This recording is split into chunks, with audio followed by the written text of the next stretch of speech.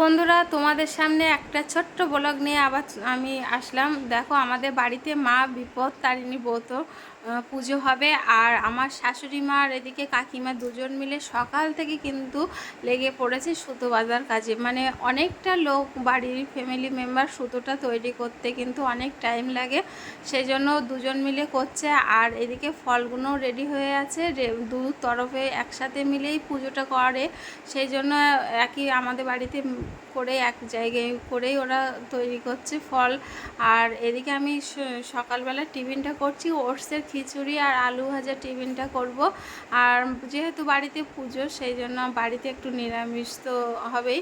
তো তোমাদের দাদাভাই বাজার নিয়ে এসছে লাল শাক, আর বললো সোয়াবিন করো, বেশি কিছু করতে হবে না, সন্ধেবেলা তো আবার অন্যরকম খাওয়া দাওয়া রাত্রিরে হবে, তো দু রকমই করো। আর একা হাতে যেহেতু করতে হচ্ছে, আর এরা দুজন মা আর কাকিমা মিলেই পুজো নিয়ে চলে গেছে, আর পুজো দিয়েও চলে এসছে।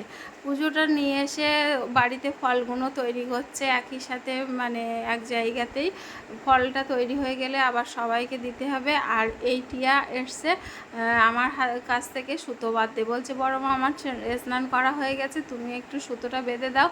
তো ডান হাতে ও সুতোটা বেঁধে নিল, একটু স্টাইল করবে বলছিল। তারপরে কিন্তু আমি আমার শাশুড়ির কাছ থেকেও সুতোটা বেঁধে নিলাম। তারপরে ও আমার সাথে কত পাকামো করছিল। তার তোমাদের কাদের কাদের বাড়িতে পুজো হয়েছে কমেন্ট করে জানিও।